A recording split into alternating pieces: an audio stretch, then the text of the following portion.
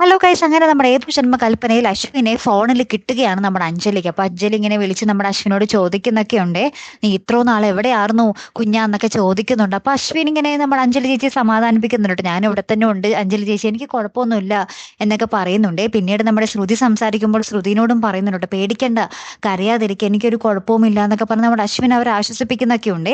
അപ്പോഴും എന്തോ കാര്യങ്ങളിൽ ഇങ്ങനെ ദുരൂഹത, ഇത്രയും ദിവസം അവനെ എന്തിനു മറച്ചു വെച്ചു എന്നുള്ള കാര്യങ്ങളൊക്കെ ഇങ്ങനെ ചർച്ച ചെയ്യുകയൊക്കെ ചെയ്യുന്നുണ്ട് കേട്ടോ.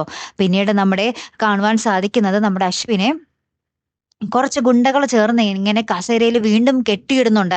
അപ്പൊ തന്നെ നമുക്ക് മനസ്സിലാക്കാം ഇത് ശ്യാമിന്റെ ആൾക്കാരാണെന്ന്. കാരണം നമ്മുടെ അഞ്ജലി പറയുന്നുണ്ട്, നമ്മുടെ ആകാശ് പോലീസിനെ വിളിക്കാൻ പോകുന്നു എന്നറിഞ്ഞപ്പോൾ തന്നെ നമ്മുടെ അശ്വിന്റെ കോൾ ഇങ്ങോട്ടേക്ക് വരികയായിരുന്നു.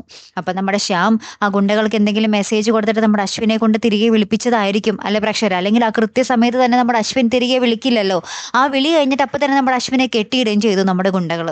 അപ്പൊ എന്തായാലും ഉറപ്പിക്കാൻ നമ്മുടെ ശ്യാം തന്നെയാണ് ഇതിന് പിന്നിലെന്ന്. അപ്പൊ നമ്മുടെ അശ്വിനെ എങ്ങനെ കണ്ടുപിടിക്കും, അശ്വിനെ തിരിച്ചെങ്ങനെ ആ വീട്ടിലേക്ക് ഇനി കൊണ്ടുവരും, അതിനാരായിരിക്കും? എന്തായാലും നമ്മുടെ ശ്രുതി തന്നെ ആയിരിക്കും ഇറങ്ങിത്തിരിക്കാൻ പോകുന്നത് അല്ലേ. എന്തായാലും കാത്തിരുന്ന് തന്നെ കാണാട്ടോ. അടുത്തൊരു വീഡിയോയുമായി വരുന്നത് വരയ്ക്കും ഗുഡ് ബൈ.